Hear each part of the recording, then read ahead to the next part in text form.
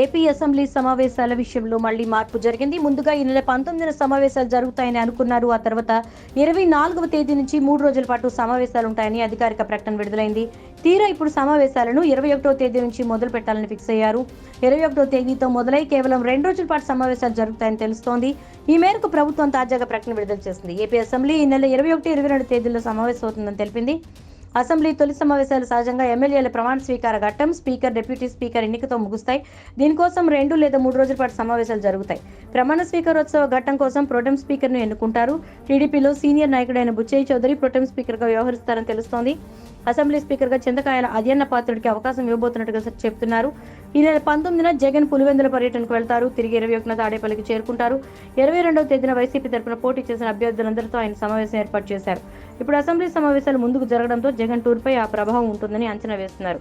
21, 22 తేదీల్లో జరిగే అసెంబ్లీ సమావేశాలకు జగన్ సహా ఆ పార్టీ తరపున గెలిచిన 11 మంది ఎమ్మెల్యేలు అందుబాటులో ఉండాలి. మరి జగన్ టూర్ నేతల మీటింగ్కి సంబంధించి షెడ్యూల్ మారుతుందేమో చూడాలి.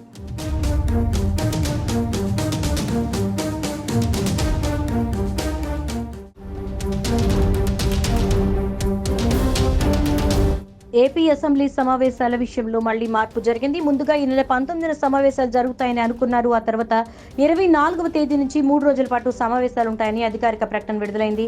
తీరా ఇప్పుడు సమావేశాలను 21వ తేదీ నుంచి మొదలు పెట్టాలని ఫిక్స్ అయ్యారు. 21వ తేదీతో మొదలై కేవలం 2 రోజుల పాటు సమావేశాలు జరుగుతాయని తెలుస్తోంది. ఈ మేరకు ప్రభుత్వం తాజాగా ప్రకటన విడుదల చేసింది. ఏపీ అసెంబ్లీ ఈ నెల 21, 22 తేదీల్లో సమావేశం అవుతుందని తెలిపింది. అసెంబ్లీ తొలి సమావేశాలు సహజంగా ఎమ్మెల్యేల ప్రమాణ స్వీకార ఘట్టం, స్పీకర్, డిప్యూటీ స్పీకర్ ఎన్నికతో ముగుస్తాయి. దీనికోసం 2 లేదా 3 రోజుల పాటు సమావేశాలు జరుగుతాయి. ప్రమాణ స్వీకారోత్సవ ఘట్టం కోసం ప్రొటెం స్పీకర్ను ఎన్నుకుంటారు. టీడీపీలో సీనియర్ నాయకుడైన బుచ్చయ్య చౌదరి ప్రొటెం స్పీకర్గా వ్యవహరిస్తారని తెలుస్తోంది. అసెంబ్లీ స్పీకర్గా చింతకాయల అయ్యన్న పాత్రుడికి అవకాశం ఇవ్వబోతున్నట్టుగా చెప్తున్నారు. ఈ నెల 19న జగన్ పులివెందుల పర్యటనకు వెళ్తారు. తిరిగి 21న తాడేపల్లికి చేరుకుంటారు. 22వ తేదీన వైసీపీ తరపున పోటీ చేసిన అభ్యర్థులందరితో ఆయన సమావేశం ఏర్పాటు చేశారు. ఇప్పుడు అసెంబ్లీ సమావేశాలు ముందుకు జరగడంతో జగన్ టూర్పై ఆ ప్రభావం ఉంటుందని అంచనా వేస్తున్నారు. 21, 22 తేదీల్లో జరిగే అసెంబ్లీ సమావేశాలకు జగన్ సహా ఆ పార్టీ తరపున గెలిచిన 11 మంది ఎమ్మెల్యేలు అందుబాటులో ఉండాలి. మరి జగన్ టూర్ నేతల మీటింగ్కి సంబంధించి షెడ్యూల్ మారుతుందేమో చూడాలి.